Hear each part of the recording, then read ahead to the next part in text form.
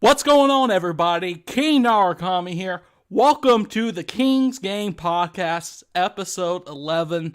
Thank you all so much for joining us today. We're going to have a lot of fun here. I have already started drinking a little bit of my drinky drink right here. I've got some. So the theme tonight is going to be all about drinking for me. I've got some Fireball and some Cherry Coke Zero. And I'm going to introduce my guests, and they're going to introduce what they are drinking on tonight, hopefully. So, first off, I've got my friend DavidCast JRPGs. You might know him. How you doing tonight, man? Hey, what's up, man? Ready to talk Atlus 2021, 2022? I'm doing great. Little drinking hands, as always, and ready Always. to have a good time. Drinking Camarocho. Yes, Always. sir. Always. And also, I got a new friend of the channel. He hasn't been on one of my shows before, but I'm happy to have him here. John Moon of All Day I Play Radio. How you doing today, man? Yo, what's up, everybody? Hey, what's going on, Tommy? I'm all good. It's such a pleasure to be here. And like I told you before the show, it's such an honor because I listen to you and David Cast regularly before we even like accepted our podcast, which is All Day I Play Radio with my boy Brian. Shout out to Brian. And right here, I am drinking Jack Daniels on the rocks tonight. Jack Daniels on the rocks. Good choice, my man. Good choice. Yes. Um, I appreciate you coming on here, John. Thank you so much for making time out of your schedule. We're going to have a I lot of appreciate fun you having me. tonight. We're going to have a lot of fun tonight. Shout out to the people already in chat. Demi Crow's here, like always. Joseph P, as always. HUDK, a patron supporter. We got Nexo. JCat, what's going on, JCat? Atticus, how you doing? JCat says, I forgot to submit a question. No problem at all. Submit your question here or DM me, either way, and we will get to your question. Don't worry. Coogan, what's going on? Thank you guys for joining us tonight. So, as you can see by the title of this podcast, we're going to be talking about Atlus's year in review for 2021. Bunch of interesting things happened this year in the world of Atlus and their games and announcements. We're not just going to be talking about games. We're going to be talking about all different stuff that they announced this year. So it's going to be a really good show, I feel like. We're going to trash on some stuff. We're going to have a few drinks, and we're going to have a bunch of laughs. So are you guys ready? Yes, sir. Sounds good. All right, Yep. so here's how we're going to go through it. Each announcement slash game, we're going to actually rate out of five beer scale. If we think it's trash, it could be 0 or 1 beers out of 5. If we think it's the best thing ever, like P4G on consoles, it could be 5 out of 5 beers. Sounds good. All right. Yep. So, 13 Lake, sipping water.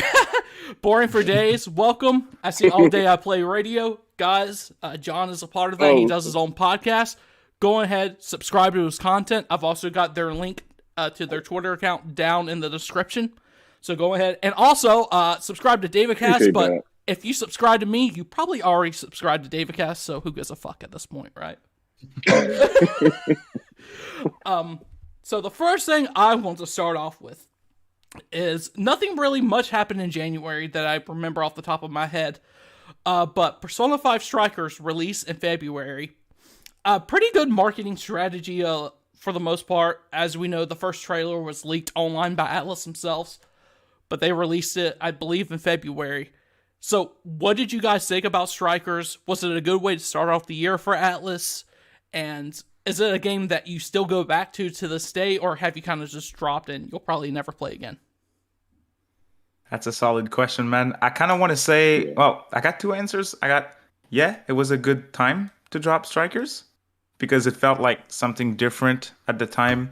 We were looking forward to the Western release. We waited for over a year. So the timing was great. Will I go back to it? I'm not too sure, honestly. I thought it was very good when it initially came out. When I reviewed it, I said nothing but praise for it. But looking back on it, I think it was kind of unmemorable for certain parts, at least. Not I everything. totally But feel that. And for anyone who has not played Persona 5 Strikers, it will be a free title on PlayStation Plus next month. I think that is a very fair price for the game. Yeah. But I had a good time with P5S. John, did you play Persona 5 Strikers? I did. I streamed it on Twitch a while. When it first dropped, and same as David, it wasn't anything memorable to me. It was a nice little continuation to the story, but will it be something I go back and play again? Probably not. It was one and done to me. Yeah, I mean, I enjoyed it for what it was worth, but I don't think I'll play it again. But I will say this about the Persona 5 cast, and my friends know how I feel about Persona 5. I feel they had the worst chemistry out compared to like 3 and 4. I didn't play 1 and 2, but like compared to 3 and 4's party, they had the worst chemistry to me. Solo, they were great, but like on Strikers, they actually felt like a family because I guess they were just constrained to that the RV they were driving, so they had to get along. But that's the only thing I got away from it. But I don't think I'll play it again, honestly. David, how do you feel about that? Saying that P5 cast has some of the worst chemistry out of the entire series. Not wrong. I mean, yikes. Okay. It's kind of like there's some very low points. King he knows where I'm going with this. There's some very low points in that cast of characters. Just go ahead and fucking say it, David. Just go ahead and fucking say it, you asshole. There's some very high points as well. But the overall chemistry, I'd have to agree. Between the characters, it's kind of like, it's not as good as like 3 David, or just 2 fucking say that you think Haru fucking sucks. Oh, she fucking sucks, man. Dude, fuck She's you, worthless. motherfucker. She's worthless. In the game. Oh God. In my opinion, I'm sorry. Hey, we stand Haru here, so just saying. And I'm sure my chat agrees, right, chat? We stand Haru Okumura here. But if we had to rate Persona 5 Strikers marketing, release, and everything out of 5 beers, let's start with John. Actually, what would you rate it? I'd say 3.5. The marketing was there, and the fact that they actually brought it on Switch, but they didn't bring any of the other ports on Switch. But that's another topic. But we finally got a Persona title on Switch, so that was something. But at 3.5, the game again was one and done to me. The marketing was there, but I don't know. David, how would you rate it out of 5 beers? I'd say 4. Even if the story was unmemorable, the gameplay was really fun. The soundtrack, it deserves at least 2 points just for the soundtrack. Yes. The soundtrack was the best part of the game. Yeah, again, the hype towards the release was great as well. The new characters too, they're really great. Like Zenkichi's awesome. So I'd say 4 because when I'm complaining about an Atlus game, it's still an Atlus game. They're like very good, but in terms of like Atlus standards, it's not that great, for example. I think it's a very safe title for them. Don't you? Wouldn't you feel the same way? It's safe. Mm-hmm. It's going to be our Persona 5 arena of the Persona 5. It's going to be the arena games for the Persona 5 series of games. That's exactly what I feel like. Yep. It was solid. It sold decently well for what I understand. It's going to be really well. Yeah, it's going to be free next month on PlayStation Plus. I pretty much agree with David. 4 out of 5. The reason I'm not giving it 5 beers out of 5, it was a home run and everything. The marketing around it was pretty good, but the fact that they leaked their own trailer and everything, that they fucked that up, it's oh yeah, that's kind of like, why'd you do that? It's like, but it is it was a good way to start the year, I feel like. So, moving on to our next topic, actually. When was it? We're going to be moving on to the Shin Megami Tensei talk here in a second. David, we both played Nocturne Remastered. John, did you play Nocturne Remastered when it released? I did not. No. No problem at all. So, we will go ahead and take this right here. But you definitely heard of it at the time, right? Oh, for sure, yeah. Yeah, I know about Shin Megami. I just never physically played it. Is it a game that you would want to play in the future? Possibly, but I was just talking to my friend earlier about this. I'm kind of intimidated by it because the difficulty factor. And it's not. I'm at the point now where I just play games for the story. Like the difficulty factors, I don't know. But I heard it was a tough game. Is that true? It's a pretty tough game if you're a newbie to JRPGs and everything. I will say this: jumping in from someone who's only played Persona, I felt right at home. Everyone talks about this hard difficulty and everything, but I think they're kind of I don't think that's true to an extent, because at the end of the day, you're just playing, a turn-based JRPG, and if you played those before, you kind of know what to do. Nocturne doesn't hold your hand at all, but at the same time, it's not as bad, in my opinion, as people make it out to be. Do you think so, David? Do you think people kind of, overstate Nocturne's difficulty? Yeah, I really think so. Because there's some way harder games in the series. I just think it's just because it's one of the most popular games. Now, compared to a game like Persona 5 Royal, yes, it's hard. Totally. But compared to Strange Journey, it's not. But I think that's what most of the conversation boils down to. Have you only played Persona? Yes. Then you might have a tough time with Nocturne at first. But if you want to go in and understand the game mechanics and everything, you'll be just fine. And they added easy difficulties as well, John. So, okay, well. Although I would say, I recommend starting with another game, though. Nocturne isn't really, I know it's feasible. King, you did it, and it went well. But for a mainline introduction, I wouldn't suggest Nocturne, personally. So what would you say, SMT 4 or 5? I'd say 4 or 5's now a really great point as well, yeah. Definitely. Okay. I'm going to try 5 then. Yeah, definitely. If you get that chance. If you have a 3DS, I say start with 4, because they have a really, really good tutorial. It's the best one. Man, it's so good. It actually helps you, which is something I cannot say for Nocturne and 5. But moving on, David, we know that Nocturne Remastered released here in the West in May of this year. We got review copies early. We played it. What did you think about the game? Did you think it was good for Atlus? Did you think that it was And what would your rating out of 5 beers be for Nocturne 3 Remastered's marketing and the release?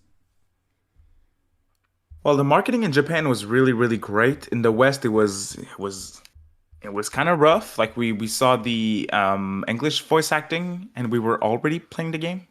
When they officially showed it to everyone, we already had our review code, so it was extremely late. But overall, I feel like it's great. Again, it's more accessible now. It's on Switch, it's on PS4, it's on PC, and it's the continuation of more PC support, which is always great. And it did pretty well as well. But in terms of the actual release, it's kind of underwhelming on certain points. I'm not bringing anything new up here. The technical issues were there, especially the pricing. Switch. Oh yeah, the DLC practices, all of that. So there's a lot of issue with it. So I'd have to give it a 3.5 out of 10 because it loses a lot of points for those reasons that I mentioned. But I still had feels strange to say, but I had more fun with Nocturne HD than Strikers personally. Now, David, when you said 3.5 out of 10, so this is on a 5 beer. Out of 5. Okay. I was about to say, wow, that's really low. That'd be like a 1.5 on the beer scale. No. I meant 3.5. You're good, man. I'm actually, I'm not going to be as lenient as you. I'm going to give it a 2.5 out of 5 beers. Ooh. Damn. Because the issues on Switch. Don't get me wrong, it's a fun game. But the price point at, what, $50, right? Or is it 60? Yep. I can't fucking remember. It was 50, yeah. Mm-hmm. The digital deluxe version, the stuttering issues on Switch, which is inexcusable to the lackluster quote-unquote remaster job. 2.5 out of 5 beers for me. It's basically a 2.5 out of 5 for a beer is basically Michelob Ultra. So I'm giving it a Michelob Ultra. So, VSIP says, so, King, how did hashtag SMT5 2022 end up, huh? Tell him. Motherfucker, I was close. Fuck off. I was fucking close. I don't care what you say, David. You were alone against our army, and we completely smashed you. Suck it, David. Fuck you. I was fucking close. I was literally less than 2 months away from winning that shit. Yeah. Okay, you listen here, motherfucker. What made you think that it was going to release in 2021 other than, we had no information. We're actually going to get to the point where we got information here in a second. That kind of leads as a segue. But at the same time, I'm going to fucking insult you. Fuck you, because we were fucking close. SMT5 2022 gang still lives on to this day. Mm-hmm. Hey, fuck you. That goes into our next topic, E3 of this year. As you all know, SMT V gameplay was finally shown and everything. Before we go, oh my gosh, thank you so much, Demi Crow, with the donation, $1 donation. Let's see what it says. I can barely read. Fuck SMT, the real best franchise is a Skate franchise, which needs to come on a modern platform. So, hey, have y'all played Skate before? Nope. It's a good series. Akin to Tony Hawk, I'm never going to play Tony Hawk now because of Activision. Fuck Activision. Which is sad because I was planning on picking it up during Black Friday this year because it was so cheap, but all the stuff with Activision, I'm like, nah, fuck that. VSIP says 2021 is not 2022, obviously, fucker. We have someone new in the chat, Mario Against the World. So would a SMT 5 Apocalypse be the solution to work on the lackluster story? David, what do you think? I want to say yes, because they had to put a ton of effort into like the technical aspect of the things and making it run properly and all creating the models and all of that. So now they can focus on the story. But then again, I'm looking at for Apocalypse and I'm like, yeah, it's like a massive downgrade. Let's leave it alone. No, I mean it's still very great, still worth playing 100%, but it's a massive downgrade story-wise, in my opinion. So I would say yes, it makes sense, but they proved me wrong. But didn't we have like a beach scene with bikinis and everything? That's DLC. Was 5 story bad, or it was just no, it's not. It's not bad. It's just like bland. It's subtle and a little underwhelming to some people. You kind of gotta like read the compendium entries and all of that to get the real whole story with all the subquests and all. So if you just play through a story and like you're rushing through it, yeah, I can see how it can be underwhelming to certain people. Now, the most underwhelming aspect of 5 to me, which I still think it's the greatest JRPG I've ever played, is the characters. I really think that the characters were kind of low quality, especially Dazai. I don't know if you share the same opinion as me, David, but I just don't think that the characters had enough time in the spotlight. It kind of feels like some of their like endings and everything kind of came out of nowhere, especially Dazai's part. Remember that? We don't want to get too spoilery here, but yeah. What do you feel about the characters?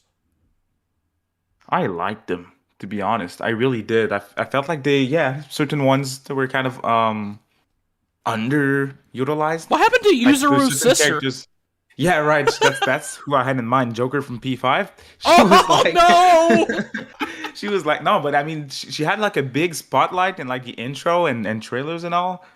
But when you play the game, she's Haru. She's useless. Oh, you shut the fuck up! Oh my god! You bet. All right, guys, this has been the King's Game podcast. David is leaving today. About to block him on every single form of social media that I have. Can't believe nerds. You compared her to Haru. I will not take this fucking slander here. But at E3, before I go on another tangent, E3 this year brought us I wouldn't say our first look at gameplay, but it was like the first time like everything was kind of, the curtain was finally lifted. We got to see a lot from it. That unveiling, David, what did you think about it, and how would you rate it? And E3 unveiling? Man. Yeah. It was awesome. It was crazy because that trailer was insanely good. Like, it was freaking awesome for a reveal, like a massive reveal, because the only thing that we saw before was CG trailers. So that was insane. Like when we saw the Nahobino running around and jumping and all of that, everyone went crazy. That was a fantastic reveal. So what would you give it out of 5 beers? 5. 5 beers out of 5. We got our first 5 beers out of 5. The E3 announcement. I thought it was great myself. Man, I was fucking pumped. I was so excited. So, did you happen to see it, John? Oh, yeah, for sure. Yeah, I saw it. What'd you think about it? I loved it. I almost bought it when they announced the release and everything, because the trailer just impressed me that much at E3, and they showed everything, and the English voice acting, the gameplay, everything. David hit everything on the nail on the head. So, if I just judged off of marketing alone, like just that trailer alone from a person that never played SMT, I would give it a 5 out of 5. I feel 4.5 at minimum, but yeah. It told you what exactly to. And I find it weird because isn't that the trailer that kind of showed you, how the gameplay works and everything, David? Is that the one that I'm thinking about? They explained everything about. Yep, it was that first section, and then they went over like combat, fusion, demon negotiation. But for all of us, it was like they were not explaining anything. It was like, oh my god, the model! Oh my god, right. It was like we were just freaking out. But they were explaining every little thing, like the Cathedral of Shadows and the World of Shadows. Sorry, the Milkers, Sophia Milkers. Shout out to Jimmy Crow for another $1 donation. Jimmy Crow says, Arby's has the meats, the Avengers have the Hulk, but we have the horny. Okay, I will say, I have never once been horny in my entire life. Right, David? Bruh. What? It's the truth. I've literally never once been horny, so I don't know where that's coming from. That's a weird, out of context comment, Jimmy Crow, but I appreciate your donation.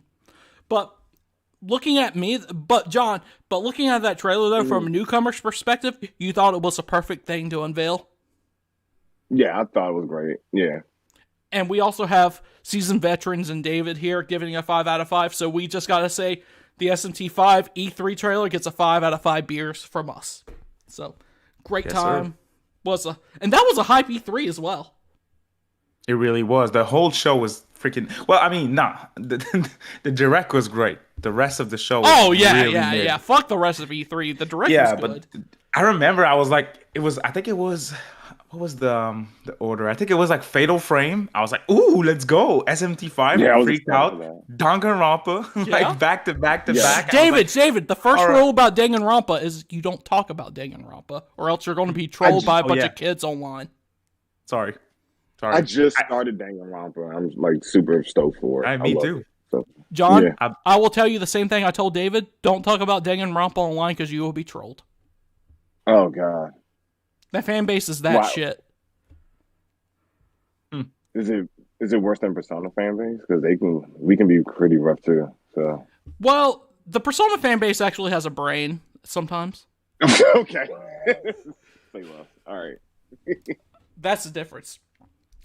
Moving on, I don't know if it was a 2021 thing, but I just want to go over it right quick. Sega's commitment to multi-platform releases and everything, because of the success of Persona 4 Golden on Steam, who would have fucking thought that would have sold well? Sega is kind of like doubling down on their multi-platform releases. This year we got in the form of Atlus titles. I think we got 2 games this year in Persona 5 Strikers, and we got Nocturne as well on PC, and it's even rumored that there is an SMT V port on the way. So, how would you rate out of 5 stars Atlus's commitment and Sega's commitment to multi-platform releases this year, guys? I'd say for a regular video game publisher, that was a solid 2 out of 10. But for Atlus, that's a solid 6 out of 5. Because they used to be so ultimate beer. What's the ultimate beer? Yeah, man, totally. What's the ultimate beer to you, though, David?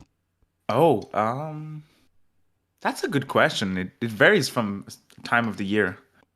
I'm going to go with Yingling. So 6 out of 5 equals Yingling. I love Yingling. So, yes, multi-platform release for David gets a Yingling. Amazing. Yeah, totally. Because they used to be so ass. And they did great this year. 2 releases, and next year we already have a port to Switch and a multi-platform release with P4A. And it's not the only games that we're going to get on consoles. Don't you even dare tease me with that, motherfucker. Don't you dare fucking tease me with that shit. You'll never see it coming. Oh my god. So guys, and also shout out to Sega for also releasing Lost Judgment, not only multi-platform, but on the same day. Yeah. As well. Yes, worldwide release. 2 worldwide releases for Sega this year. Yes. So, John, what do you think about Sega Atlus's commitment to multi-platform releases? What would you give it out of 5 beers? Same 5. I guess, in your case, like you said, Yingling, I guess I'll give it a Stella Artois. Yes. Stella, Stella's, that's great at all times. But it's like David said, it's like 2 worldwide releases. So it's like Lost Judgment. That was a big one. I still haven't played it. I played Judgment, which I loved, but I need to get into that. But Sega's committed, so again, stellar. Who would have fucking thought that their old games would sell well on modern consoles or modern platforms? Right. Shout out to Demicro for another donation, $2 donation. Thank you so much.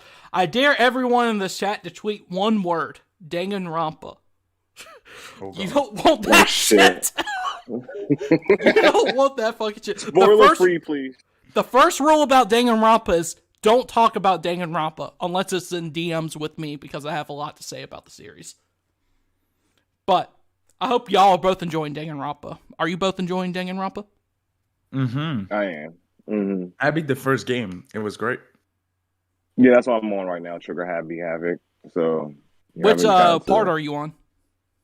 Can I say spoilers on it? I'm right after somebody cried and a large gentleman woke back up. I'll say that. Gotcha. You're in a good part of the story, bro. Everything's hitting up. It's picking up. Yeah. And JCat, yes, I got your DM on Twitter. Gotcha. No problem. But She's telling you to chill with the horny. She's watching. She's always watching. Every time that we're horny on Twitter, she's like, I saw what you did. Every time you're horny on Twitter, I've never been horny. Yeah, fuck off. When? Is this the Kawakami thing? Narukami? That's part of it. That's one of the many things. Okay. Kawakami is a angel, and I would never wish anything Pedophile? sexual to do with her, but please let me smell your feet. She's a pedophile though, Narukami. Oh my god. Stop that shit. She is. Oh my god. Alright, I've explained it before. Oh my god. Another donation. Holy shit. I've explained it before. Yes. The relationship between Kawakami and Joker is fucking weird, but it's also cultural differences. I don't support their relationship. I support my relationship with Kawakami.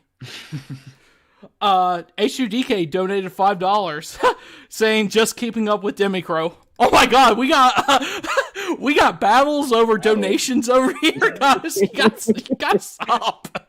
H2DK did that once on, I think it was one of my E3 streams this year. There's this one dude who watches my streams. His name's Peter Parker on YouTube, and he donates every now and then on my stream. So shout outs to you, Peter, if you're listening to this. And there was this one stream where H2DK was just every second after Peter donated, he donated $1 more. He was like, ha, I'm winning with no messages. That's a flex. Yes, certainly is. Shout out to H2DK. Please don't waste your money on shitty people like me, H2DK. After all, I like Kawakami, right, John? That's a pretty shitty thing to do, right? No, you did worse. Starts with the H. Oh, you shut the fuck up. I like Haru. She's a good character.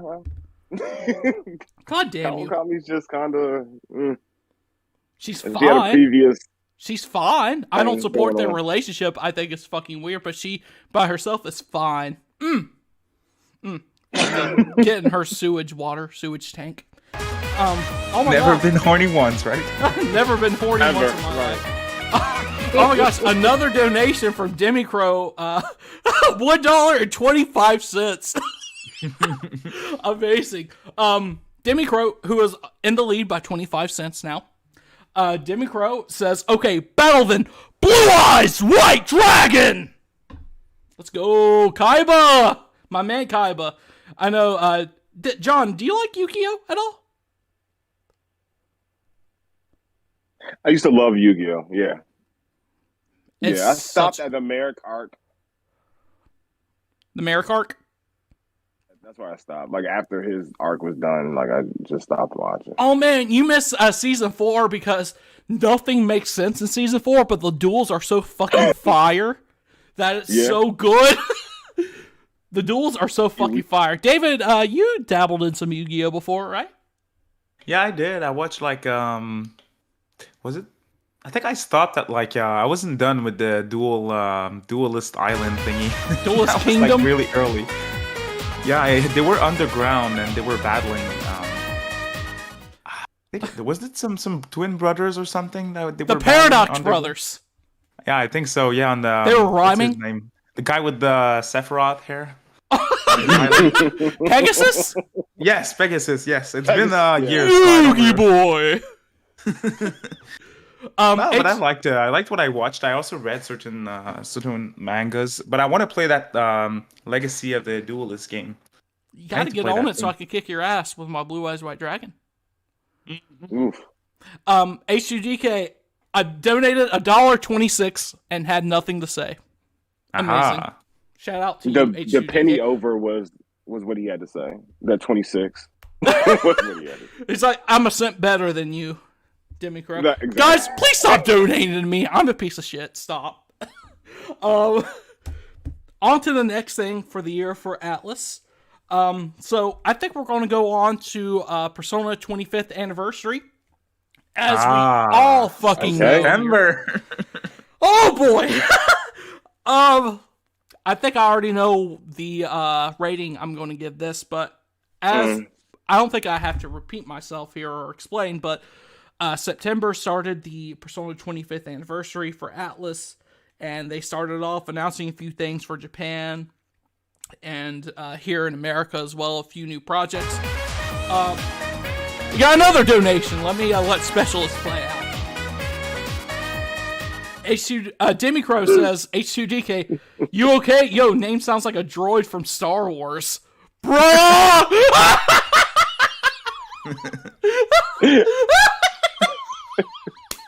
That's exactly what I thought, though.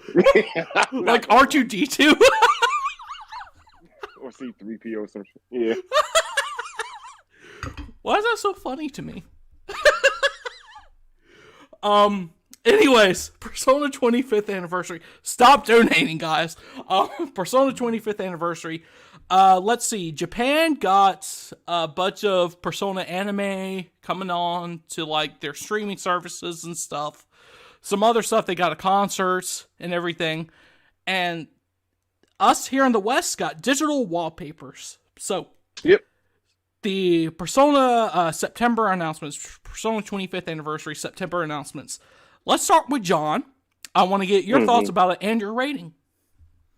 Okay, so I thought it was bullshit. I mean, it benefited everybody on the East, but as far as the Western audience, which I'm a part of, it didn't really do nothing for me. You know, I could have just screenshotted the shit that they put up. You know what I mean?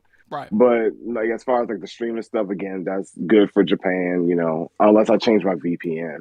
But what else did they come out with? That concert announcement, which wasn't even televised over here or recorded for over here. I mean, it was good for. If I lived in Japan, I'd give it a 4 out of 5. But since I live in the United States, I give it. What's the equivalent of the opposite of a? I guess a Bud Light. PBR 1. Bud Light. Oh, but like water. So yeah, but Water. Facts. We call it piss where I live. Yeah, you're basically drinking piss. Although if I drink Kawakami's piss, I wouldn't be opposed to it. That'd be Stella Artois.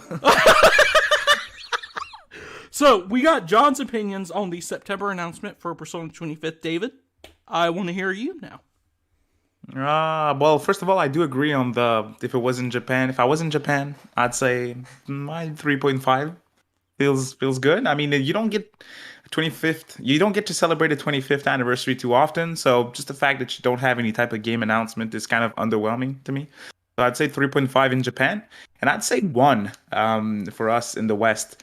And the 1 point is because of the stream that we did that night, because we thought something would happen. So we streamed that reveal, and we had 1,000 people watching. It was my first time getting 1,000 people live during a show. You remember that day? I completely remember that, yes. But that was really insane. So the point comes from people supporting us, because other than that, we That's just laughed. sad. That's sad. Yeah. We have to look elsewhere to get enjoyment out of that shit. Totally. I will say that was fun because that night, we kind of anticipated that would come at 11, and it was like 11:01, and we're like, "Where the fuck is it?" and everything, and then all of a sudden, at like 11:02, they posted everything, and so we were scrambling to figure out what it is. But that was a fun time. Yeah, it was just fun. That's all it was, though. if we're rating it on a scale of 1 to 5 beers, though, I'm going to give it a Coca-Cola and say -2. It's not even beer. Fair enough. That was complete bullshit, and I know people are going to say, but King, that was mostly made for Japan. Yeah, it was made for Japan. That's correct. That's their #1 market. But here over the West, Japan didn't even get the fucking concert streamed. And, I mean, it's just, I thought it was such bullshit. I mean, it was just trash all around. We got digital wallpapers. Yeah. That's a big fuck you, right? For 25th anniversary, that's like, hey, we don't give a shit about the West. Here you go, wallpapers. But and they weren't even original. They were already like vendors that were already out. So that's why I was like, I could have just screenshotted this shit. Oh, and just remember those secret statues or the acrylic sands, David, that they had? That ended up being what were they? A promotional piece for Persona 4 and some old promotional piece from 2008 or some shit. I mean, it's not bad what they did there. It's just that they hyped it up, and we also did, so it turned out really bad. we play with our own expectations, but at the same time, Atlus knew what the fuck they were doing. Certainly, they knew. But another thing that we also did get about a day or two after the Persona 25th announcement over here in the West is the return of the Shop Atlus website here in the West, an official place to get Atlus merchandise over here. So it launched. I think it was like last month or maybe October. I can't remember. Things kind of it's been a long year. It certainly launched. It did that. It launched. It's pretty much the exact same template of the old Shop Atlus store. And John, did you have a look at the new Shop Atlus store? You know, I did. I mean, some things caught my interest. I'm a big hoodie fan, so anything with like hoodies, but I saw it was like $100 and, converted from, yen to US dollars. I was like, do I want to pay that? But yeah, I mean, it looked good. I mean, I didn't see the original Atlus one. Was it similar to the previous one, like you just said? Or was it completely different? A little bit more variety. Well, especially since now they're doing like Catherine, we're supposed to get Nocturne and SMT V merch at some point. So it's gonna be great at some point. But for now, it's kind of like they need to fix those. I know, Ken, you're probably gonna bring this up, but they need to fix the shipping rates. Yes, that's. I was about to order like P2 cushions, and I was like, good. It was like what was it for one pillow? It was like $20-something for shipping USD. Dude, I'm in Canada. I'm not at the other side of the globe. It's like, so I'm going to tell you what's crazy about that here in a second, David. But we just got a $5 donation from Demicrow, and Demicrow says, by the way, this is a wrap. So I'm going to try to wrap as best as I can right here. Okay. HUDK, let's see what your fucking face have to say. King and I won't lie. We want Kawakami inside. And David, with his Haru slander, I only have to say that she makes me splatter. Ayo! Jesus. What? That wasn't bad. I give it a Coors Light out of 5. Oh, Coors Light! Coors Light, so yeah. Okay. That's like a 2, right? Maximum. It's tolerable. Thank you, Demicrow, for the generous $5 donation. I appreciate that. But, David, you said shipping to Canada was like $20, right? For a small pillow, yeah. Amazing. But for like the hoodie and stuff, it was even worse. I think the what was it? The vinyls. Mm-hmm. I think I heard were like $30-something. I think. It's just fucking insane. I know their place for Shop Atlus is probably in California. Hold on, let specialists play out. HUDK donated $5.01 and it said K.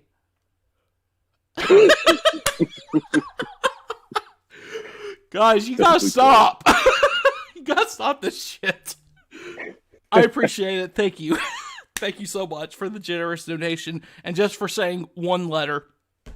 But As far as the shipping goes, someone said that they fixed the shipping in chat. I can confirm that they have not, because I wanted to order something for me and my girlfriend for Christmas, and shipping, I live in North Carolina. I know their shipping stuff's probably from California, and they use USPS for it, and it was still $20 fucking inside the US. So that's just fucking insane to me. So, out of 5 beers, guys, what would you give Shop Atlus's announcement and launch? I mean, I can see the potential, but for now, it's like what's there is cool, but the shipping rates are awful. So I'd say for now it's a 2 out of 5, but I can absolutely see it becoming way better. What do you guys think? Like I can see it getting to like once we have the SMT merch, and if they fix the rates, I think it can go up for sure. Has potential. Yeah, I give it a 2 too. And like what I saw on Twitter, somebody purchased a little, what we thought was going to be P6 or some other spinoff game, but they had the mystery, the little promotional piece. It was P4 and Igor or some shit. That they were like small, so it's like somebody purchased it. It was like, this is what I bought. It was like an inch tall. So I give it a 2 out of 5 too. I mean, I could find some of this shit on Etsy or Hot Topic, but an inch tall sounds like David. Right. Jesus, that's not what you said before the show. Ayo! What is happening? Jimmy Crow, another $1 donation says, "Okay, I'm done." Lol. My God, my God. I'm not that good, guys. This is not a professional podcast by any means. I give it a 1.5 beers, and the only reason I gave it a 1.5 is because of what David said, the potential, because we finally have an official place to buy merch. It's just that the shipping rates are so fucking trash. They need to use FedEx. They need to use UPS. I should not have to pay $20 for shipping inside the US. But if it's is it coming from Japan, or do they? No. This is Shop Atlus. This is the Western thing. This is basically California, man. Oh yeah, no, absolutely not. Yeah. So, would you change your rating once I told you that? No, it's still 2. Okay. Good. Like potential still there, but until they actually do something, release some SMT merch. That's what I'm waiting for. Because the only ways that we have SMT merch, official Atlus SMT merch or Persona merch, has been through third parties like Fangamer, or you would have to go to Play Asian. And those were better. Those were better too. Like I got the Nocturne merge drop on Fangamer. I don't even think I paid for shipping, or it was like $10. It was cheap. A bunch of items. It was cheap. It was super cheap. Yeah. Especially coming from you. You're in Canada. That's technically international shipping. Yep. So that's saying something. Atlus just needs to fix that. And if they would have, even if shipping was like $3.95 or $5, it would have been a lot better. But $20, that's like a couple of meals for me during the week. I'd rather eat. Sorry, guys. Although I'd pay $45 for an Albino plushie with 20 USD shipping. I'd pay that. Oh, you ain't got that Albino plushie? No, I don't. I'm not part of the cool kids gang. Wah, wah, wah. Yep. Get fucked. Yep. I will say Atlus is missing. I think that they will sell it at some point, but they are missing out on a great chance to make a lot of money off of those plushies. They will, because every time that they tweet something with the Beano on there, there's always people begging for it. They produce that thing. They're using it as like PR thingy, but they're gonna sell it at some point. They even got the young man. They got his plushie now. Yeah, so I mean, they're selling that at one point for sure. I would think so. They got to. JCat says it's difficult to get Atlus merch in Europe. I don't know what kind of means you have, JCat, because here in North America we have like Fangamer and stuff.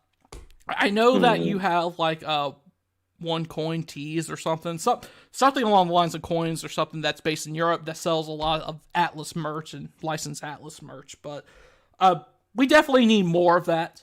And I can almost guarantee that they'll sell that now Beano plushie. That's too good of a marketing opportunity right there because everyone loves the Beano and everything. On to the next topic. As you all know, there was a little game called Shin Megami Tensei V that released this year. And so we are going to pick apart its marketing and its release.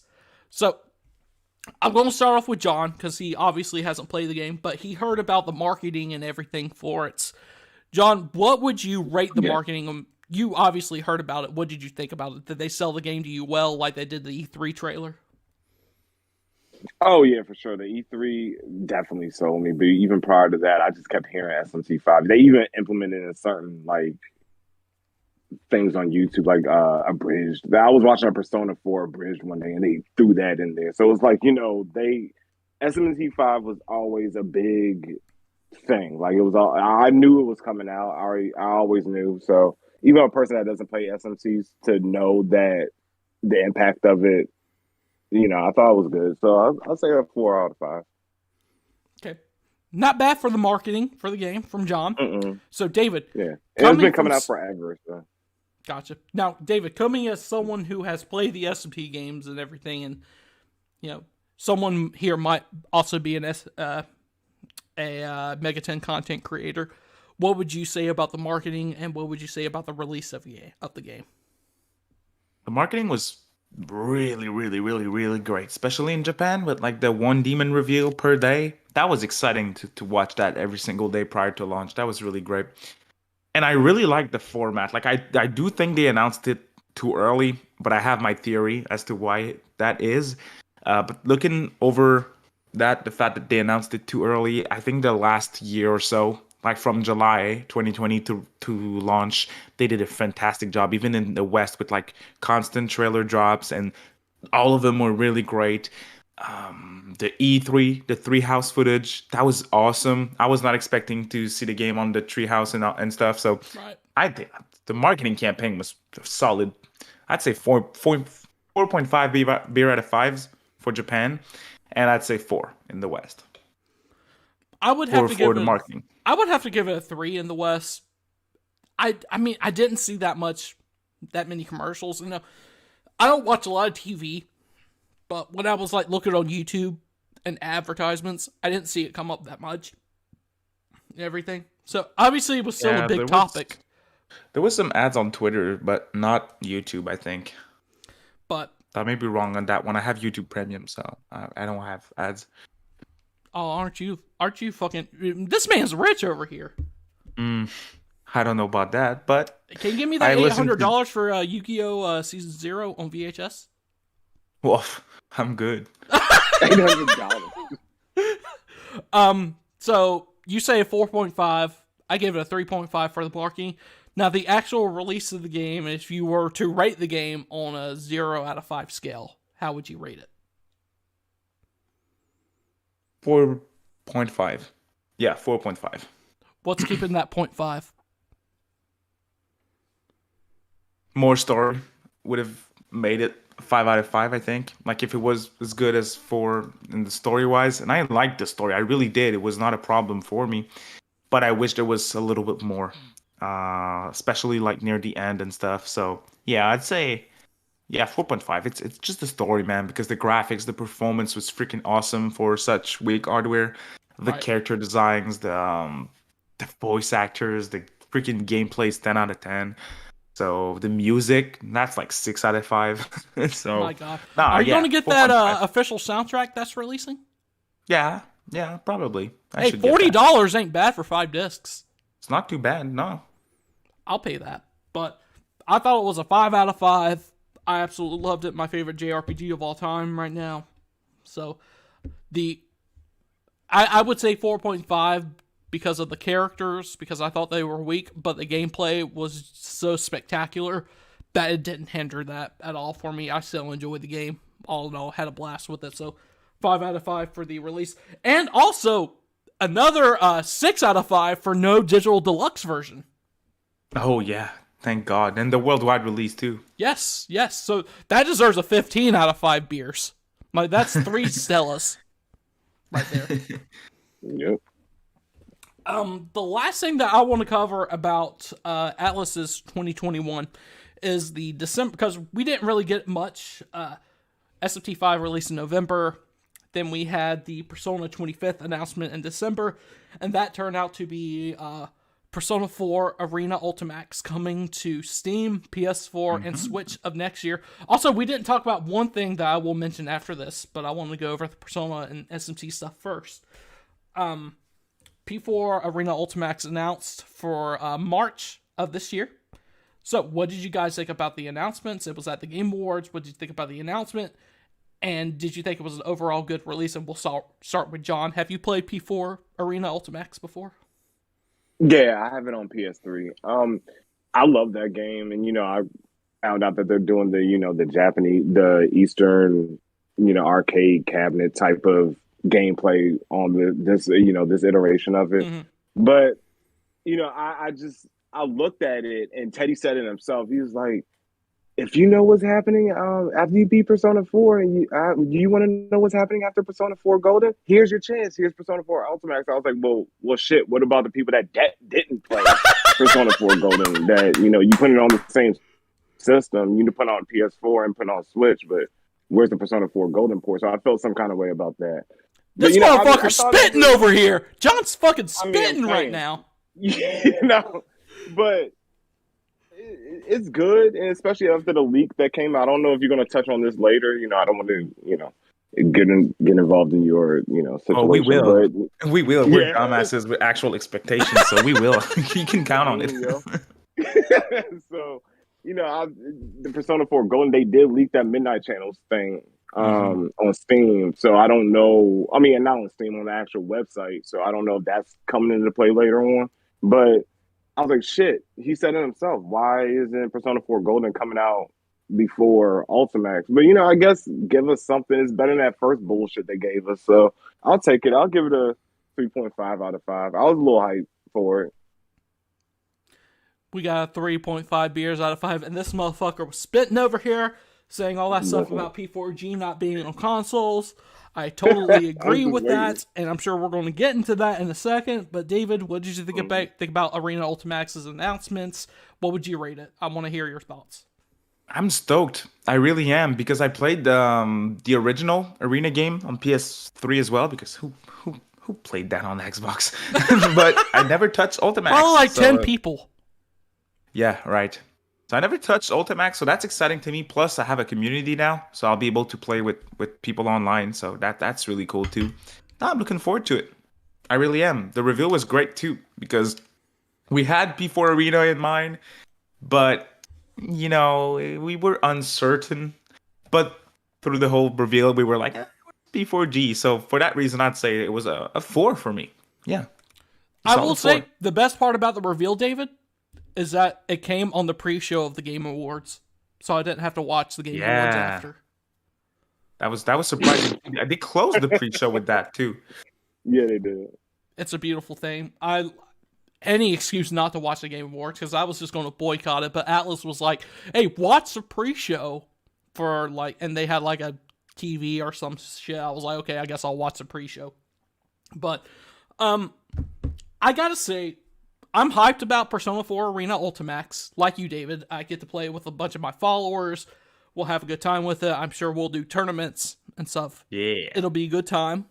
And I'll get to kick your ass all around Inaba and beyond. You probably will. I'm bad at fighting games. I suck at them too, bro. I will say, and J-Cot does bring up a good point, no physical Persona 4 Arena Ultimax in the West. That's bullshit. Really? I think that kind of hurts it for me as well. Yep. But that's bullshit. As far as the announcement goes, I'm about 3.5 beers out of 5. It was a good announcement. People were happy, especially the fighting game community. But I can't feel like this was an announcement for Persona fans. Yeah.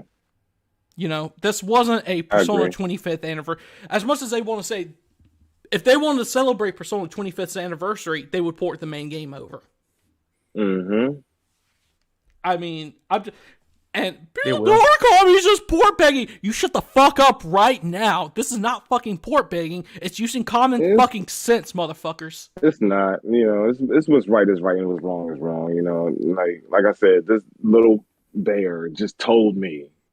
You want to know what happens next? Yes. I mean, what happened first? Why don't I get that first? Then the fight game came later. I don't know. I'm just being Persona picky, I 5 guess. Strikers on Switch and PC. Same That right. I'm not asking for Persona 5 on modern consoles. I just want fucking Persona 4 Golden. Leave Persona 5 Royal fucking PS4. I don't give a fuck. You know what?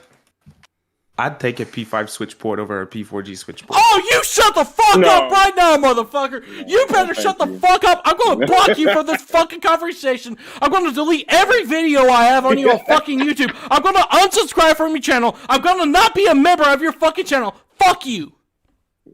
I mean, it's a better game. What do you want me to do? Bro, you shut the fuck up right now! I take offense to that shit. Actually, I don't. I actually touch grass, people. Yeah, please do. Fuck you, David, for saying that P5R is a better game. I love you too. I think Persona 4 Golden has a better story. It has better characters, and the gameplay is actually good. Mm-hmm. Gameplay's actually good. Yeah. What was bad about it? I mean, no, it's not bad. That's not what I said. It's just inferior. How is it inferior, motherfucker? I mean, I'm putting you on the fucking spot right now. Ladies and gentlemen, episode 11 of the King's Game podcast is going to be grilling David about what he doesn't like about Persona 4 Golden other than Chie. So, what the fuck do you not like about it? The soundtrack's better in 5. The gameplay's better in 5. I don't dislike anything except Chie in 4. It's good. It's a good game. I'm not saying it's bad. Oh, gosh. What's wrong with what? Oh, well, she belongs right next to Haru in the trash can. Oh, god damn it. Oh, my God. Okay. See what I'm saying about this motherfucker right here, John? I mean... I still like you, David, but god damn it. It really isn't bad. I just prefer 5. That's all. But it really isn't bad. It's like my third favorite game in this series. What's your second? P2. Okay. I was about to say. I know it's not Persona 3. It certainly isn't. You know, we're allowed to have our own opinions. David, I will respect yours, but we are no longer friends. I am unfollowing you right now on Twitter. Sounds good. Child's Coogan. Oh my god. Gee, slander, David. I'm just saying, 95% of the chat's on my side. Yeah, we're on your channel. Hey, you shut the fuck up! Yeah. This is a podcast about Atlus, and does Atlus use common sense? No, so we're not going to use it. Do a poll on your chat. Do a poll. Hey, P4 that's or actually P5? a good idea. Can I even do polls? Yes, I can. You should, yeah. Oh shit, I just submitted one without anything. Guys, I'm a little drunk. I voted yes. Which is better, Persona 4 or Persona 5? Oh shit. At least we can all agree on not 3. 3 had the best. Someone actually voted on my blank poll. I did. Am I? Yes, I won. Yes. Oh my god. Alright, here we go. We're going to run this poll, and we're going to see which one's better. There we go, community. If you're here right now, shout out to the 20 people that are here right now. Thank you so much for this shit show. Yeah. It's been fun. Even though it sounds like me and David don't agree on everything and I'm arguing against them, we cool. Right, David? Yeah, totally. Who gives a fuck? And John, I hope you're having a good time too. I'm having a blast, man. Thank you. JCat says she's voted. Alright, guys, it's up. I want to know what you guys think, and we'll end the poll here soon. But as far as the P4 Arena Ultimax announcement goes, I give it a 3.5 out of 5. It's going to be a good game. I'm going to have fun with it. I'm just disappointed that there's no physical release in the West. What do you guys think about that? It's bullshit. I want my It useless is. plastic. It's like Atlus could have totally also released a deluxe version of Persona 5 Strikers here in the West as well, but we didn't get that. At least I feel like they could have.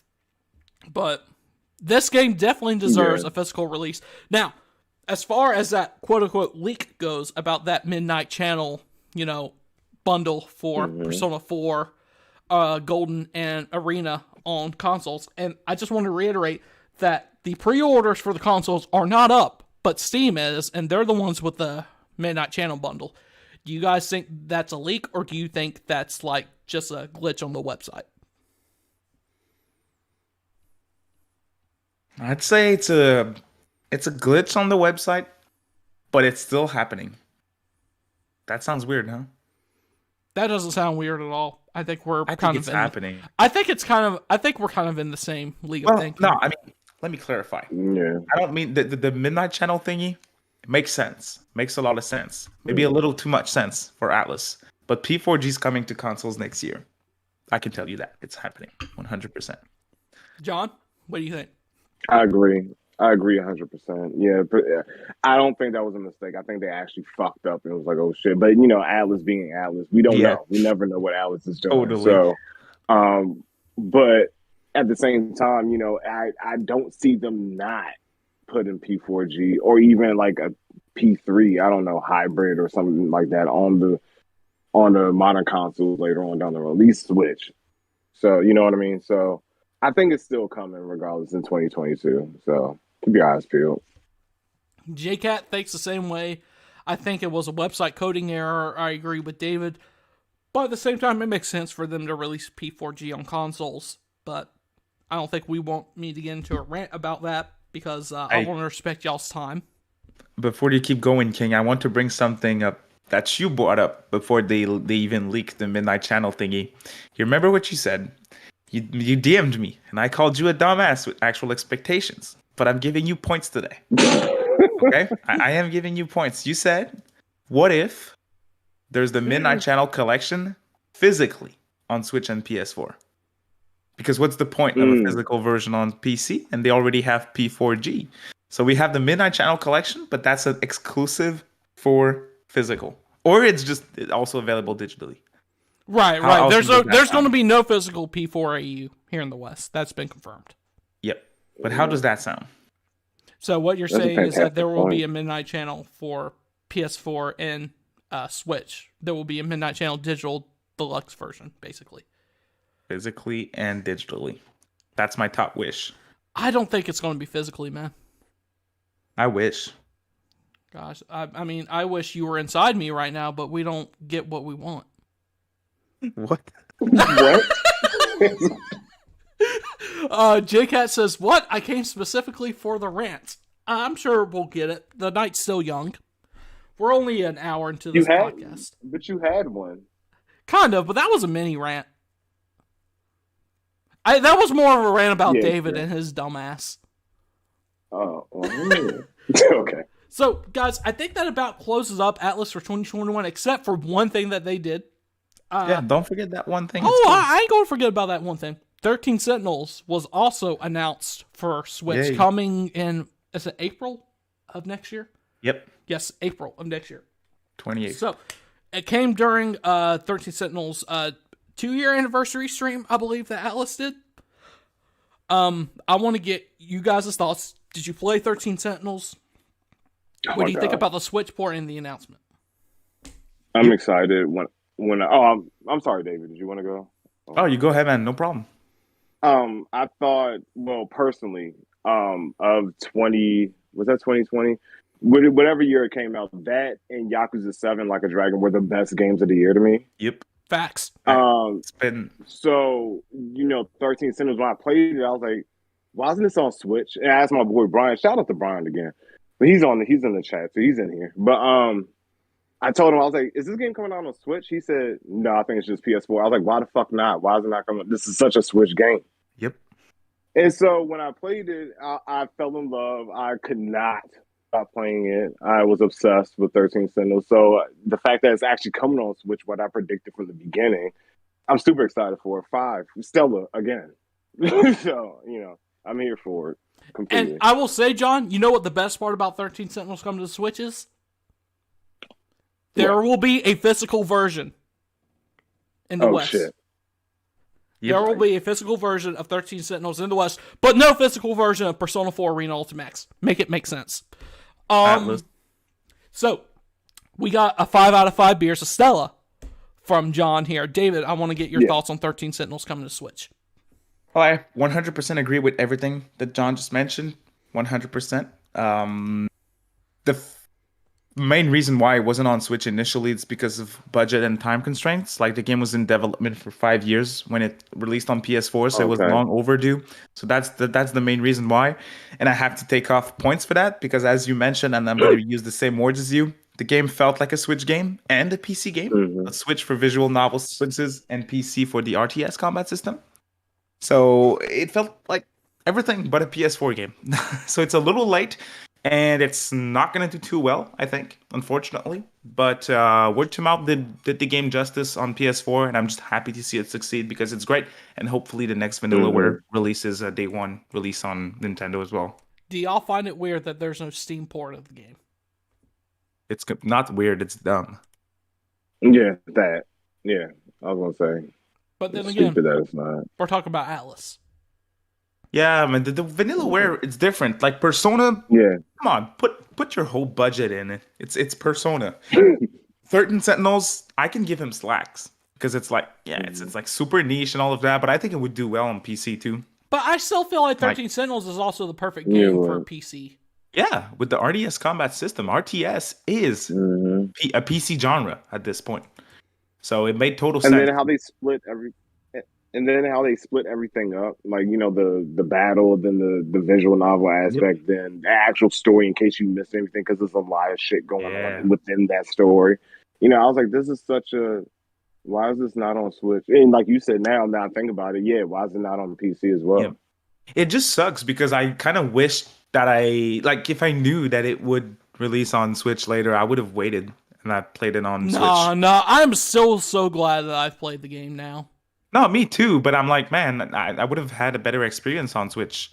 I think I would have bought it on Switch before I bought it for PS4. Totally, and I would have played it on there beforehand too. Yes. Like through the whole thing, I was like, man, I wish I could play this portably. And yeah, but I'm not complaining again. I'm happy. It's cool. It's a great announcement. More people will be able to play it. I'll be able to replay it, and I have another Switch game for my Atlus collection. So it's just really awesome. I'm glad it's coming, to be honest. So and I think JCat makes a good point in the chat. JCat, friend of the channel, thank you for all you do reporting on Japanese gaming news and everything. She says, I think they don't have the budget for a PC port yet. I think that will come down the line. I completely agree. I think if the Switch port does well, I think we can expect it on PC. Do y'all think the same way? Hard to tell. Yeah. I feel like kind of I get where she's coming from.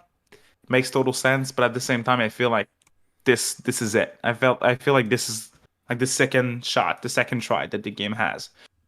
I don't know, man. John, Can't what do really you think? see it. I wouldn't count it now. They might throw it. If maybe they do a PC one, they'll shadow drop it. Because how much would it be to port this game to PC at this point? Now, I don't. Not that I know what it takes to port a game over to PC, but making a game on PS4 is kind of making a game for PC. So, from what I hear, it's equivalent to that. I may be a dumbass. Correct me if I'm wrong. Mock me on Twitter all you want, but that's just what I hear. So it's very similar. But maybe we'll see one day. Maybe we won't. David, what was your rating? Did you rate it? I didn't, but let me give 2 ratings, okay? As is, like considering the fact that it released on PS4 in September of 2020, it's a 3 out of 10, 3 out of 5. And if it was like a day one port to Switch, that'd be like a 4.5 because the game's freaking insane. And as John mentioned, it's tied as game of the year for me for 2020 with Like a Dragon. And that says a lot because Like a Dragon's insanely good. Oh my God. Yes, it is. Yes, we can go on on all day about how good Like a Dragon is. John, we should bring you in sometime to talk about it on Kamurocho Bros, our second channel that me and David runs about everything RGG Studios related. Go subscribe to it right now. We got some good content coming your way. Taking a little hiatus right now because of the holidays and everything, and we're busy, but we love talking about anything RGG related. How big of an RGG fan are you, John? Not very. It's Like a Dragon, your only Yakuza game? It's the only Yakuza game. I actually started Yakuza 0 last week, but then that news of Yakuza, well, not last week, a couple weeks ago, Yakuza 0 and Yakuza Kiwami 1, I think, and 2 maybe are going. I'm a Game Pass fan. That's where I've been doing most of my gaming as of late. So they're taking that off of Game Pass. So I was like, shit, should I buy this? But I was digging Yakuza 0. You're doing Game Pass on PC or Xbox? Xbox. Oh, okay. Yeah. I was gonna say I'll buy Yakuza 0 for you. It's like $4. Yeah. Oh, I need to play this. I thought it was gonna be like 30 or 40. Well, okay, so yeah. On Xbox, I don't know, but on Steam, I got it for like $4 Canadian. And it's cheap as fuck on PS4 as well. Yeah. So okay, then I'll get on into Xbox. It's probably on sale right now because of the holidays. But at the same time, if it's $80, it's worth it. It's top 3 games of all time. Okay. Yeah. Yakuza 0. I was digging it for sure. Without Yakuza 0, I would not be talking here right now. I would not be into JRPGs, Japanese culture, nothing. It's pushing my passion for gaming. Man, because I heard you say in one of your other videos that Yakuza 0 is like your top tier game. So it is. Yeah. It does take a couple of hours to get into. The story does start a little slow. I will say that, like, the first 2 hours is kind of slow, but after that, man, shit takes off. And it doesn't slow down. That's the best part. But I'm at the part where the guy, they're trying to claim the land where the guy died or whatever. You're at the very first part of the story. Well, I'm a little past that. The guy that I approached in a limo, the guy I was talking to, he just died. Oh, okay, gotcha. So the loan shark, basically, yeah. Here we go. Yeah. I want to play Yakuza 0 again. Man, give me that itch. I'm waiting for my Steam Deck. Yeah, I was about to say, won't Yakuza 0 be amazing on the Steam Deck? I didn't touch it ever since I got it on Steam. I'm waiting for that day. But the day I receive my Steam Deck, man, it's going. It's on Yakuza 0. You're going to relive it. Yes, it's the first thing that I'm going to do on it. So it was good. So on the topic of Atlus, guys, what would you rate Atlus's 2021 0 out of 5 beers? 4.5. We got 4.5. It didn't stop. I had fun in February and March with Strikers. Had fun in March and April with Nocturne. And then I had fun looking forward to SMT 5 to November. Had fun in October and November with SMT 5. 4.5. Right. They did great through the whole Did you have fun in September? Yes. Very, very, very funny. John, what would you think? I'd give it a 4.5. I'll give it a 4 out of 5. Only reason I didn't give it a 5 out of 5 is because, September, like you just tried to mention, it was underwhelming. But, the anticipation was there for the Persona anniversary, so that kept me hype. And then, the SMT stuff, and, a 4 out of 5. So everything, basically what David just said, everything matched up. So, yeah. I'm absolutely with y'all. 4 out of 5 beers. So Atlus had a good 2021, and I think 2022 can be even better. And we're going to get into that discussion right now about our predictions for Atlus in 2022. I think the Persona 25th can be a lot better, and obviously we have until September of 2022 to get those announcements out of the way. It's also an anniversary year for the Shin Megami Tensei series as well. So, John, what do you predict will happen in 2022 for Atlus? I want to start with you. Can I interrupt? Well, I'm glad you. Oh, I'm glad go you ahead, did. David. Interrupt. Yeah, you're good. Oh, okay. Very quick interruption. I want to. I don't know if it's on your plan or not. If you have a plan, that is. I want to. I want us to drop one prediction of something we're 100% sure it's happening. Okay. At one point, it doesn't have to be now, but I want us to do that. I want to hear you guys' thoughts on this. But sorry to interrupt, John. You go ahead. Oh, no worries, because the last one I had is actually, I think, is 100% one. But I told Naokami before the show, the show aired. I'm a note taker, and Brian can attest to this. I'm a super note taker, so I made notes of what I figured that question was coming. So, I think there's a super live coming. Outside of that the symphonic shit that we never got to see. I think there is a super live concert coming somewhere down the road. I'm still waiting for ports. I think that's coming still, especially with all the leaks of the Persona 3 hybrid.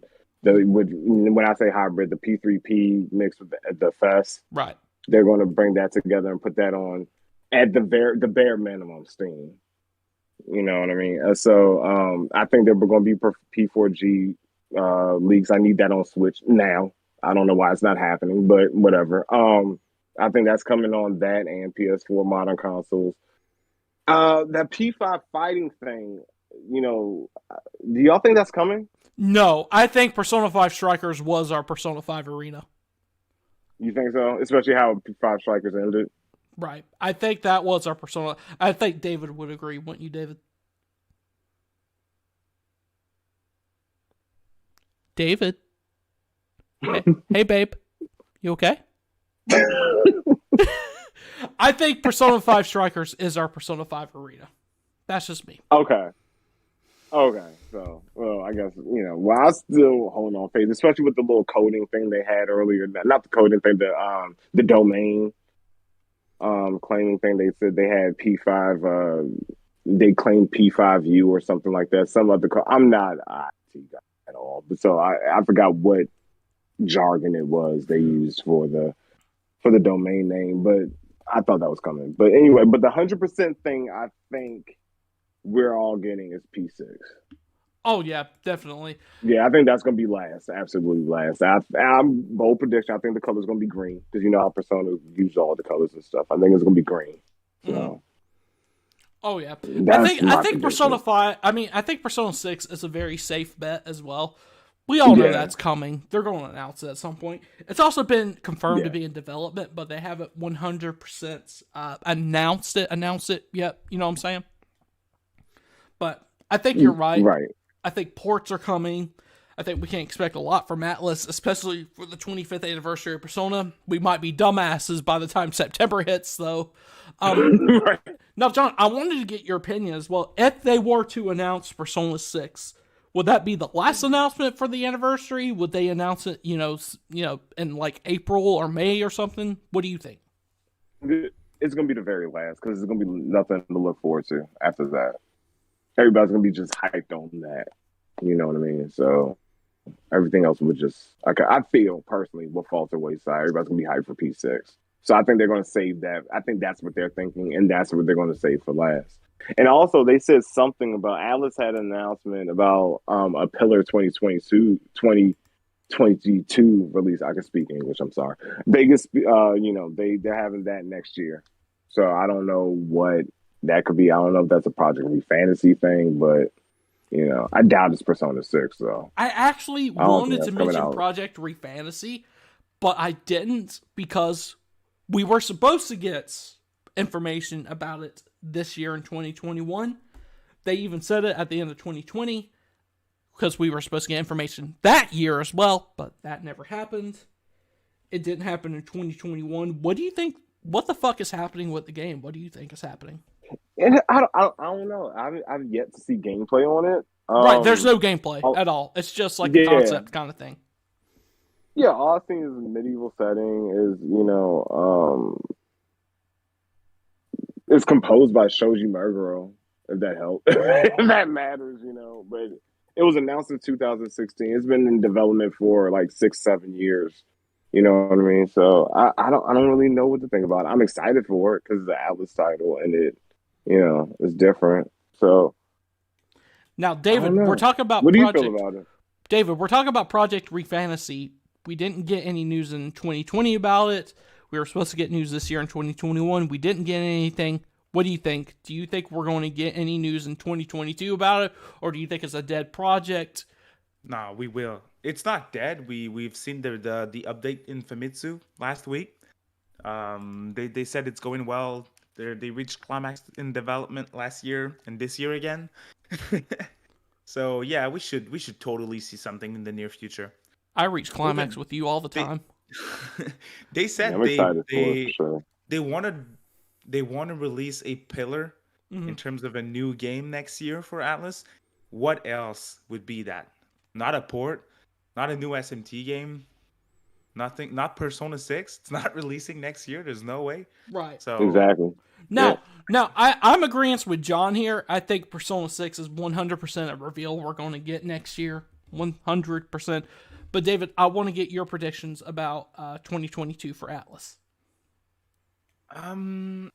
Well, yeah, for Refantasy, I expect a blowout of info. Not sure about the a release in 2022. I think they may be aiming for that, but I'm not sure. I think it may get pushed to like Q1 2023, possibly. I fully expect the P4G console port. I think that's happening, whether it's It's never happening at this point. whether it's at the same time as Arena or not. I think it's happening. Same thing for P3. I'm pretty sure that's happening as well. And something SMT, some news for SMT. I think it may be the year of DDS 1 and 2 HD Remastered. So I was going to discuss SMT. This is going to be a anniversary year for the SMT franchise. Yeah. Do you expect anything special? I know one thing I'm going to expect is a port of SMT 5 to PC and PS4 because that was in the code of the game. I think that'll be one of the things for the anniversary for the Shin Megami Tensei series. But what else do you expect for the anniversary as well? Because we haven't really gotten many like big anniversary announcements for SMT, and now they're treating Persona 25th like it's like the next coming of God. DDS 1 and 2? And the reveal of potential SMT 5 final, maybe? But I think that's a stretch. Do you think they're better off releasing just DLC? Releasing as DLC or releasing a whole new game? No, I don't think they're gonna. They built that whole engine for 5 years and all the models and all that stuff. All they have to do is create a couple of new demons, make it a little bit more, make a bigger emphasis on story, a couple of new characters, a couple of new demons, and then you reuse all the same models. You have your gameplay that you don't even have to touch, and that'd be insane. I think they're gonna take advantage of that. There's no way in hell they're doing more DLC and story DLC. I really doubt it. Now, Demicro brings a good point here. Demicro says, I think the pandemic affected the game tremendously. I think Demicro's talking about Project Refantasy. Mm-hmm. Do you guys think that had a... Because obviously, Atlus announced SMT 5 for 2021. Let's be for real, that's going to be a much bigger project than Refantasy. SMT has name value. That's obviously, they're wanting to get that out before Refantasy. So do you think the pandemic had anything to do with Project Refantasy's once again being delayed of us information? Because, like I said, we were supposed to get news in 2020, didn't get it. We were supposed to get news this year, and unless something happens tomorrow on December 31st, we're not getting it this year. What do you guys think? They would have it had an impact. Yeah, 100%. Yeah, for sure. And you said it, like 2020 was supposed to be the year they announced something. That's when the pandemic really hit. So, I 100%. I agree with that. Game development is not easy, guys. It affects so many. This pandemic has affected so many people, and apparently shit's coming back now. So honestly, it's hard for me to say what we can predict for Atlus in 2022. I definitely think P6 is coming. We're going to get a reveal of that. Not a release, but a reveal. I'm going to sound like a dumbass here, but I think we'll get P4G on consoles. I think we'll get Persona 3 FES on a port. I don't think it's going to be hybrid. That's just the reason I think that. The reason I think that, and I know we've had like data miners reported and everything. Shout out to Panhime, all the work that you do. It's just hard for me to believe because of Atlus's history with remasters and stuff, because it would take a lot for them to say, hey, we want to put the Persona 3 female protagonists into Persona 3 FES. That would require, working new cutscenes. That would require, working, new models and everything, changing the story. I don't think they're going to go to that much. No. I wouldn't. There's two effort. There's two possible scenarios for 3 where we're either getting P3P straight port, or if we're lucky, we're getting FES with party control. And I'm stretching it with the new sounds, the new songs from Portable. That's probably a stretch, but you think that's what they meant by Persona 3 Portable getting a port? No. No, if it's Portable, when they mention Portable in the rumors, it's like a straight port of Portable. I think that's what's happening. Do you think? I want to get your guys' opinion. I don't know if you both played Portable. I played a little bit of it. I played both. If they did release Portable, if they did port that, a straight port, do you think that would kind of devalue the Persona 3 release at all? Oh, 100%. Every time that I say that I prefer Portable, I get slandered. So yeah, 100%. The community prefers FES, and I get it. I do. And I understand that, like, when you look at P3, it's like, oh, it's like P4 and 5. And when you look at P3P, oh, that's different, with the visual novel sequences, no cutscenes, no... Yeah, it would definitely devalue it, in my opinion. What do you guys think? I'll let John answer the question before I do. John, you there? He might have gone. I'm not sure what happened to John there, but I will say, I would not that Persona 3 Portable would be bad as a port. I'll take whatever we can get at this point. But to me, you do have party control in 3. That's great. You had the female main character in 3. That's great. But the loss of the cutscenes, the fact that you can't travel around town, the visual novel aspect, even though I do like visual novels, I think makes it a lesser version of Persona 3, in my opinion. Yeah. And a lot of people share your opinion. That's fine. I get it.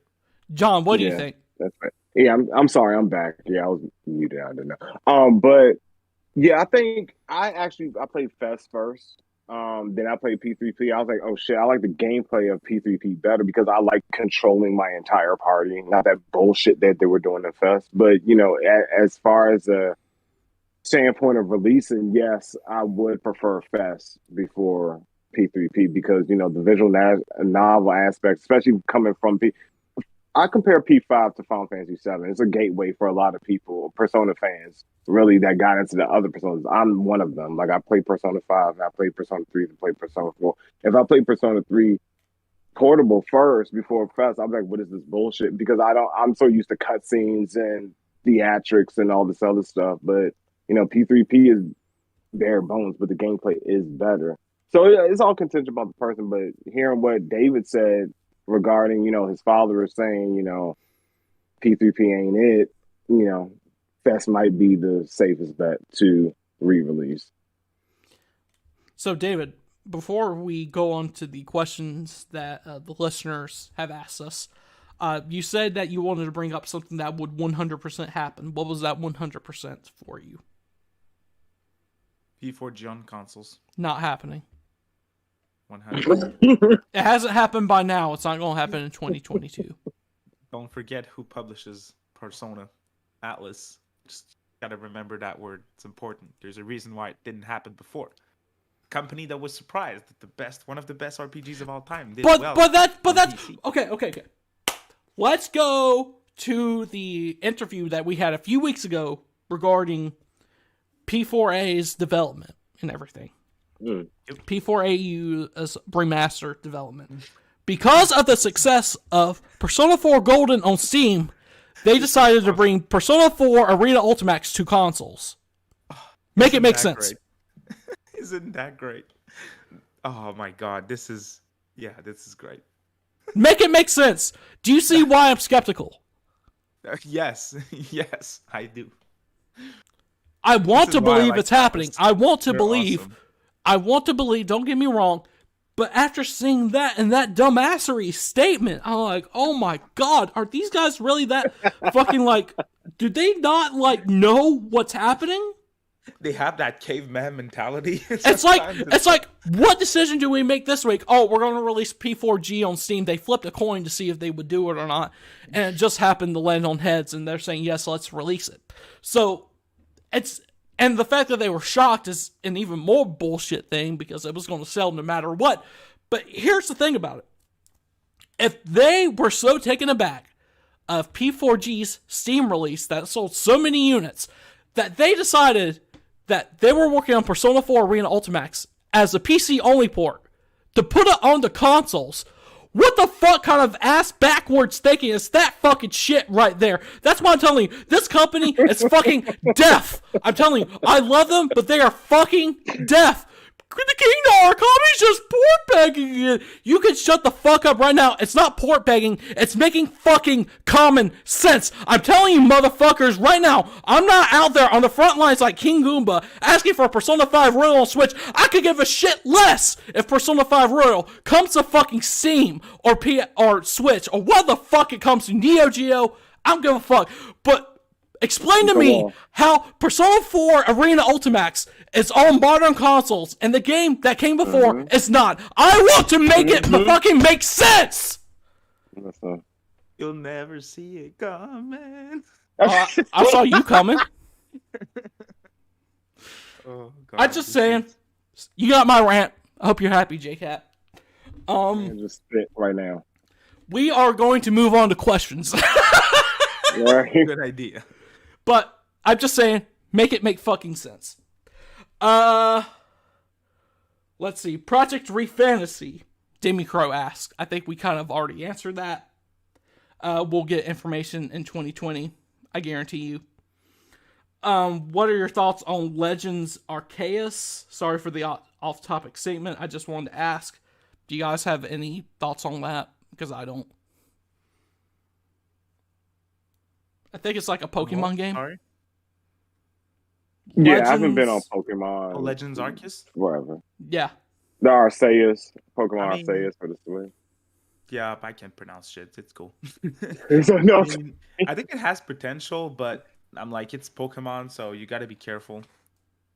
And yeah, I bought the Gen 4 remakes because Gen 4 is my favorite generation, and I felt like playing a Pokemon game. I was like, hey, that's a safe bet. I like Gen 4, but I played like 4 hours and I didn't touch it. So I'm like, I'm carefully optimistic. I am happy to say I have never touched a Pokemon game in my entire fucking life. Blasphemy. There's some good games. Yeah. Not even Red and Blue. Farts. Kingdom Farts.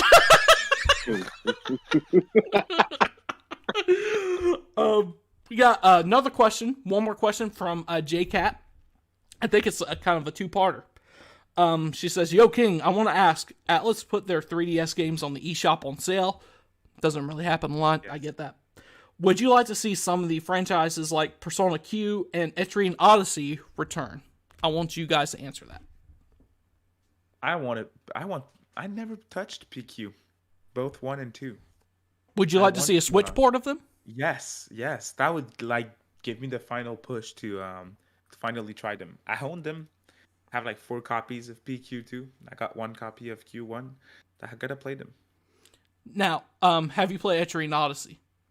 Yes, I played. I think I played the first game. Yeah, I played the first game on DS. Would you like to see a return of it? Yeah, sure. Sure. I'd take PQ over Etrian Odyssey though, just because the characters, the music, and all of that.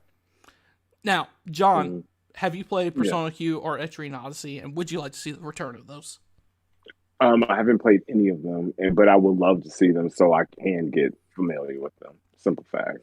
I will say Persona Q, if you do play Persona Q, you're basically playing an Etrian Odyssey game. That's what I heard, yeah. Now, obviously we would like to see Switch ports of those, and if they made an Etrian Odyssey game for Switch, that would be great, but I don't think Atlus is willing to take that kind of risk right now. So, because Atlus has been playing it safe recently, in my opinion. But Also, JK asks, oh wow, I didn't expect this. I want to ask, when does Horny Hour begin and when does it end? It seems to be all the time. Horny Hour never ends. I just gotta say, when does Horny Hour start and end for y'all?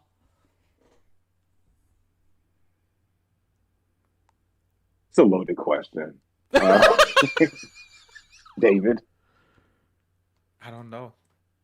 I didn't keep up with the question, to be honest. I'm sorry. What was it? What was the question? When does Horny Hour start and end for you? For me? Oh. That's hard to say. But for you, never.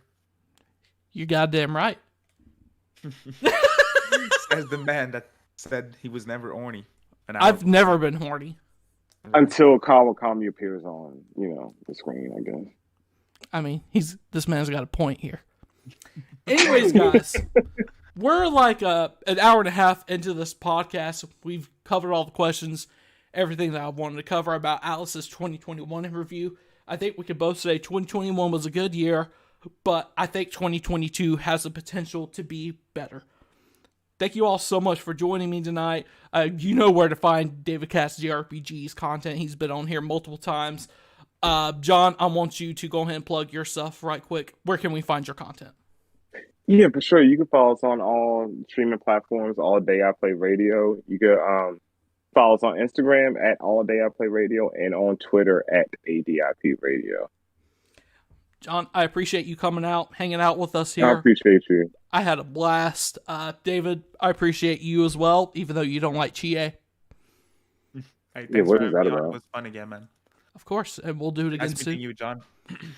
Yeah, nice to meet you, David. Thank you so much. And thank you all for joining in, listening today to the shit show. I appreciate y'all. I hope y'all had a Merry Christmas, Happy New Year, Happy Holidays to all of you. Have a safe holiday. Make smart decisions.